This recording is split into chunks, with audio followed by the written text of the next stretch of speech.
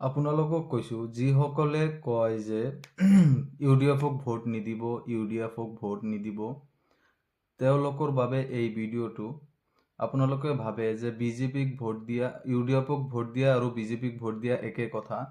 সেই কথাখিনিয়ে আজমল ডাঙৰীয়াই ক্লিয়াৰ কৰিছে। আপোনালোকে আজমল ডাঙৰীয়াৰ ভিডিঅ'টো চাওক, আজমল ডাঙৰীয়াই কি কৈছে। ইউডিএফ আৰু বিজেপিয়ে কেতিয়াও একেলগ নহয়। পাৰিলে কংগ্ৰেছ আৰু ইউডিএফে একেলগ হ'ব, যদি তেওঁলোকে সমৰ্থন কৰে, তেতিয়াহ'লেহে। কেতিয়াও বিজেপিৰ লগ নহয়। আপোনালোকে এই ভিডিঅ'টো চাওক, আজমল ডাঙৰীয়াৰ কথাখিনি। আমি বিজেপির লগে যাব না।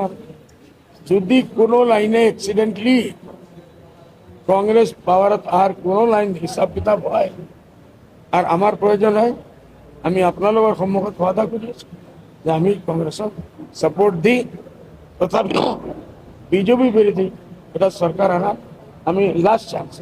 এটার দায়ী কংগ্রেস গভর্নমেন্ট, গৌরব গগৈ। আপোনালোকক কৈছোঁ, যিসকলে কয় যে ইউডিএফক ভোট নিদিব, ইউডিএফক ভোট নিদিব, তেওঁলোকৰ বাবে এই ভিডিঅ'টো। আপোনালোকে ভাবে যে বিজেপিক ভোট দিয়া, ইউডিএফক ভোট দিয়া আৰু বিজেপিক ভোট দিয়া একে কথা।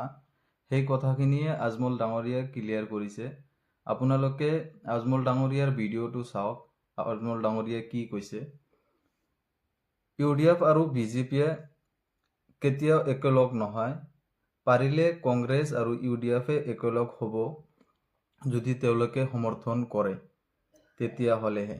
কেতিয়াও বিজেপিৰ লগ নহয়। আপোনালোকে এই ভিডিঅ'টো চাওক, আজমল ডাঙৰীয়াৰ কথাখিনি।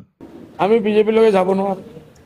যদি কোনো লাইনে এক্সিডেন্টলি কংগ্রেস পাওয়ারত আর কোনো লাইন হিসাব কিতাব হয় আর আমার প্রয়োজন হয়, আমি আপনার সম্মুখত ওয়াদা করি যে আমি কংগ্রেসক সাপোর্ট দিই।